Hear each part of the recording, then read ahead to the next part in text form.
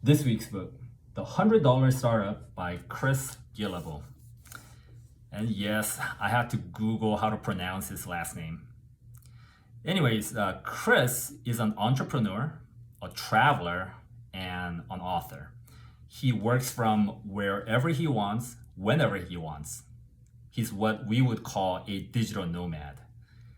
And in this book, he created a how-to guide for somebody to become a solo entrepreneur as well.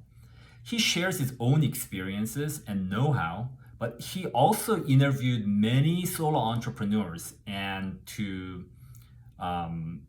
get some of their experiences and ideas and their wisdom. And he specifically chose micro businesses.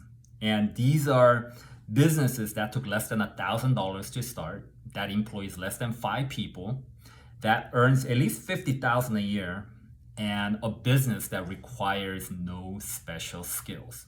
Basically, something that almost anybody can do.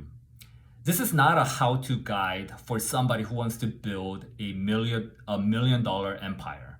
This is specifically for somebody who wants to replace their W-2 income, making $50,000 to $100,000 a year, but doing it on their own terms, and perhaps doing it anywhere they like.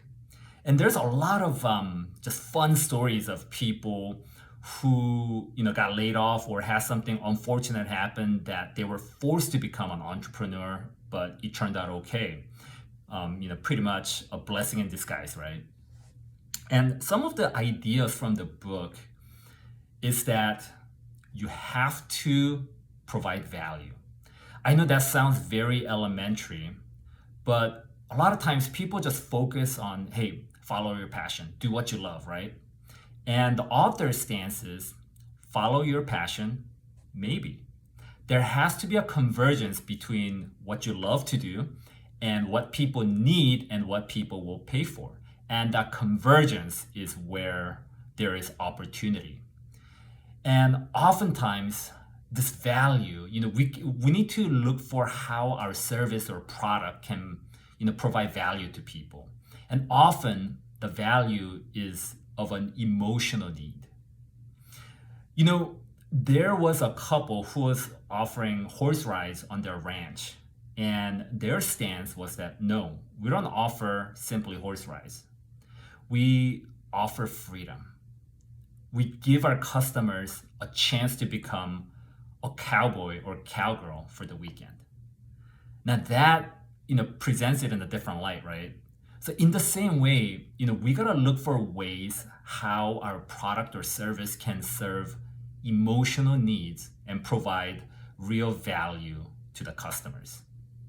Most people, they want more of love, money, acceptance, and free time, and less of stress, conflict, hassle, and uncertainty.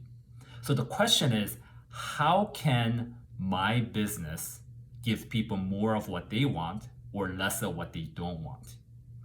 Now the book goes on in detail about how to actually start the business, how to market, how to grow the business, and it's a pretty good guide, and he shares just a lot of inspirational and fun stories of other solo entrepreneurs.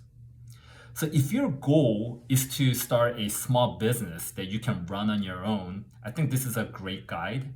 Now, if your dream is to become the next Jeff Bezos, maybe there's a different book out there for you.